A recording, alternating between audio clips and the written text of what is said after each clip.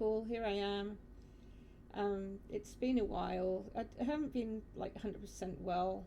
A bit of a flare up of the autoimmune thing, which has given me a bit more pain than I've had for a while, and terrible fatigue. And so I've done a lot of sleeping, a lot of resting, and then we've also been having some quite high winds, and that really affects my head. So when the tumour that I had, which most of you know about, that caused the damage to the 8th cranial nerve, has left me with a really bad balance, and my vestibular system, which is where your balance is centred, is completely messed up. And so when there are high gradients in air pressure, I find that makes my head feel really wonky. And yeah, so I've been like that for a couple of weeks. And so I haven't really done a lot. I've watched quite a lot of YouTube videos myself. I've done a bit of crochet, but even then I've had a sore hand, so I'm still nursing that. It's still gradually improving. I've been doing some exercises for it, and some massage. I've been doing a little bit in the garden. I've got a little herb garden happening, with things that I can use to make herbal tea, and little mixtures for making like lotions and potions for the skin. I don't want to try and make anything out of herbs that's very drastic. So no foxgloves, no belladonna, and we'll see how they go through the winter. I'm not sure how they'll survive. And my little shady area that I've made in the corner of the veranda, I'm really happy with. It's all finished now, but I need to just tidy up the rest of the veranda, because it looks like a typhoon hit it. And then or tornado, it might not be what I'm thinking of, a tornado hit it. And then I can take a little video of that and put that up on the Shorts channel. I've really been enjoying playing the Blood on the Clock Tower games online and making new friends doing that, and it's really fun. I just got off a game, so I'm dressed respectably, and the computer's on, and so that's why I thought I should do this now while I'm here. I was going to do a video about when I did my nursing training in the early 80s and what that was like, and I started it, and I had to stop and start and stop and start so many times. I just couldn't keep a straight thought in my head that day, and I think I really need to write down some notes about it, because there were so many things that I thought of. Really, it was such an interesting time. Like, we really thought we were at the cutting edge of new things for nursing, and I guess we were, but now that when you look back, it's like it's closer to the sort of called the midwife era than it is to now. And a lot of the things that we used to, a lot of the practices were still things that were sort of carried on from the olden days, as it were. And it was a pretty old hospital, and a fairly old-fashioned hospital, where I did most of my training as well, but it was good. It was good. I really enjoyed it, and so yeah, I'll write down some things about that to tell you. We're technically in autumn now here, because they start the seasons on the 1st of the month instead of around the solstice. I don't really know why, but that's how it is. But it's still really hot. Like, today's high, I think, is going to be 38, which is getting up for 100 F for those of you that work in the Fahrenheits. It's too hot for me. So in theory, what would be good to do would be to get up really early and do things before it gets hot. But in practice, look, it's happened a couple of days, but it doesn't happen as much as it should.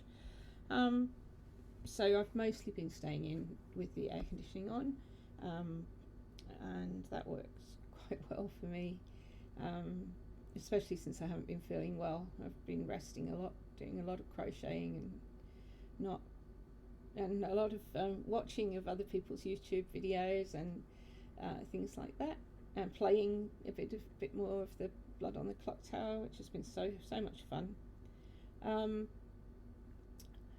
So again, this is what happens. I've lost track of my thoughts.